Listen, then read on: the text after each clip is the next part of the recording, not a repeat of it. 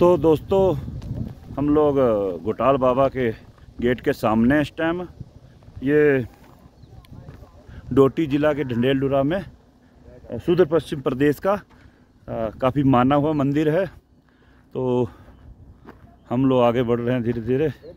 तो मैं गेट तक पहुंचता हूं, फिर आगे की कार्रवाई की जाएगी, यानी कि आपको दिखाया जाएगा।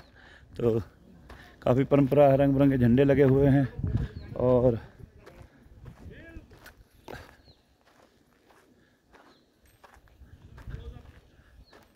आगे बढ़ रहे हैं। तो ये सुदूर पश्चिम प्रदेश जो नेपाल में, उसका काफ़ी माना हुआ मंदिर है, जय बाबा घटाल। तो जय बाबा घटाल जी के ऊपर प्रतिमा बनी हुई है। तो ये गेट है। तो और ये वादियाँ हैं चारों तरफ, देखिए पहाड़, और ढंडेलडुरा इसी सामने क्षेत्र में रह गया। तो काफ़ी ढाल भरा क्षेत्र था। वो रही हमारी बस। तो है साथी, चलिए इसके साथ अंदर चलते हैं। दोस्तों हम जय बाबा घटाल के अंदर एंट्री करने जा रहे हैं और ये काफ़ी खूबसूरत वादियों में बाबा घटाल जी हैं। तो चलिए इस सीढ़ियों के रास्ते आगे बढ़ते हैं और आगे बढ़ते हुए बाबा घटाल जी के दर्शन करवाए जाएंगे आपको। तो ये सारा अपना ग्रुप है इस टाइम, और बाबा घटाल जी के पास दर्शन करते जाते हुए, और जैसे कि बता चुका हूँ सुदूर पश्चिम नेपाल में है, ढंडेलडुरा के पास में ही। रात में हम लोग ढंडेलडुरा रुके थे, तो काफ़ी फ़ोटो खींची जा रही हैं। तो चलिए। तो दोस्तों जैसे कि हम यहाँ पे पहुँच चुके हैं और यहाँ काफ़ी अच्छा व्यू है, सरोवर बना हुआ। दोस्तों दरअसल में ये देवराज इंद्र का भतीजा, भीमपुत्र, महाभारत का योद्धा हडम्बा नंदन घटोचक श्री घटाल बाबा को जय जय। ये महाभारत में जो भीम है, युधिष्ठिर के भाई, अर्जुन के भाई, तो उनके घटोचक थे पुत्र, हडम्बा के बेटे और भीम के पुत्र। तो उनका ये मंदिर है, तो घटाल बाबा के नाम से कहा जाता है। तो आगे बढ़ रहे हैं हम लोग। त्रिशूल है और अच्छा तो सरोवर है, और यहाँ पे घंटियाँ बनी हुई हैं। तो ये घटोचक जी का पुत्र, भीमपुत्र घटोचक, जिनका महाभारत में जिक्र हुआ है। जब ये शहीद हुए थे तो इन्होंने अपना शरीर बहुत ज़्यादा फुला लिया था, कि बड़ा कर लिया था, कि दुश्मन जो है इसी में काफ़ी कौरवों की सेना ख़त्म हो गई थी। ये भीमपुत्र घटोचक जी का है। तो चलिए जानकारी मिल गई। आगे का जो इतिहास होगा वो हम बताएंगे। तो काफ़ी अच्छा व्यू है इसमें। तो घटाल यानी कि भाषा में थोड़ा बदल जाता है, घटोचक जी का मंदिर है, जय बाबा घटाल कहा जाता है। तो ये आगे बढ़ते हैं हम लोग। ये घटोचक जी के बेटे का मंदिर। तो हम लोग घंटा काफ़ी बड़ा है, बजाते हैं इसको, तो देखते हैं आवाज़ कैसी।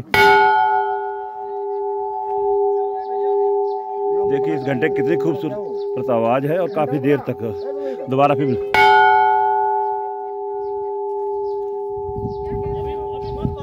मत बजाओ, मना कर रहे हैं यार। तो दोस्तों आगे बढ़ते हैं। मैंने यहाँ पे घंटा बजाया था, तो लोगों ने कहा था घंटा मत बजाइए, लोग बुरा मानते हैं। ये कारण ये था कि मैं आगे चलो बढ़ के दिखाता हूँ। ये छोटे से घटाल बाबा की मूर्ति बनी हुई है घटोचक जी की। तो यहाँ पे लोग जो यहाँ के बासिंदे हैं, तो यहाँ पे दाह संस्कार किए जाते हैं। तो अभी मैंने घंटा बजा दिया तो लोग थोड़ा बुरा मना रहे थे। सामने देखिए अंतिम संस्कार हो रहा है, एक वहाँ पे भी हो रहा है, और यहाँ के लोग काफ़ी बैठे हुए हैं। इसीलिए सब लोग मुझे मना कर रहे थे, सॉरी, क्योंकि पता नहीं है ना क्या चीज़ है क्या नहीं, घंटा बजाने से क्या होगा। हम तो सोच रहे थे घंटा बजाना शुभ होता है मंदिर में जाने के लिए। यहाँ शौक था, इसलिए घंटा बजाना मना कर रहे थे सभी। घंटा बजा सकते हैं जब दाह संस्कार ना हो। तो 2 चिखाएँ जल रही है सामने। चूल्हा थोड़ा झूम करके दिखाता हूँ। एक चिता ये है, और एक ये चिता सामने।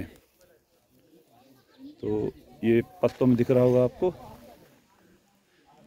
दाह संस्कार कर रहे हैं यहाँ पे।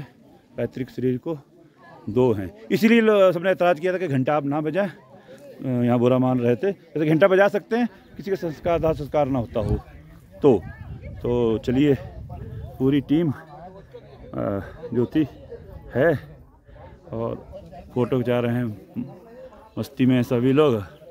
और जो घंटा बजा रहा था ना, तो सबने मना किया था, यही कारण था कि घंटा मत बजाइए, यहाँ पे शोक चल रहा है, लोग संस्कार कर रहे हैं। तो आगे काफ़ी घंटियाँ लोगों ने मन्नत मांगी होंगी, तो घंटियाँ चढ़ा रखी हैं। तो ये देखिए आगे मंदिर है और नदी में तो कुछ ये पीछे लोग बैठे हुए हैं, देख रहे होंगे आप। तो ये खूबसूरत जगह है, पहाड़ खूबसूरत होते ही हैं। चलिए फिर इसी के साथ अभी अंदर चलेंगे और देखेंगे गटाल बाबा जी को। ये हमारे MLC साहब शशांक भाई साहब कमर में हाथ धर के खड़े हैं और लोग पूछ रहे हैं। तो चलिए आगे। तो दोस्तों, गटाल बाबा जी का जो मंदिर है उसका क्यों बना, कैसे बना, तो मर्गेंद्र बहादुर सवार जी हैं काजी साहब, तो वो हमें बताएंगे इसका मंदिर की हिस्ट्री, क्यों बना, कैसे बना। ये यहाँ के बासिंदे भी बैठे हैं, थोड़ी जानकारी हम लोगों ने ली। तो चलिए, वो हिंदी शायद कम बोल पाएंगे तो मर्गेंदाई से पूछेंगे। जी मर्गेंदाई, ये मंदिर कैसे बना, क्यों बनाया गया, थोड़ा बताएंगे विस्तार से इसके बारे में। ये दोनों यहाँ के स्टाफ हैं। जी जी।